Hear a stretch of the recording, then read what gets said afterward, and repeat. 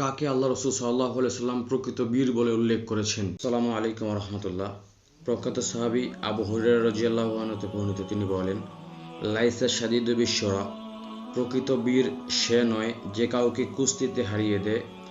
ইন্নামা শাদীদুল্লাযী ইয়ামলিকু নাফসাহু ইনদাল গাযাব, প্রকৃত বীর হচ্ছে সে বা প্রকৃত যোদ্ধা হচ্ছে সে যে নিজের রাগের সময় নিজেকে কন্ট্রোল করে, নিজেকে সংরক্ষণ করে।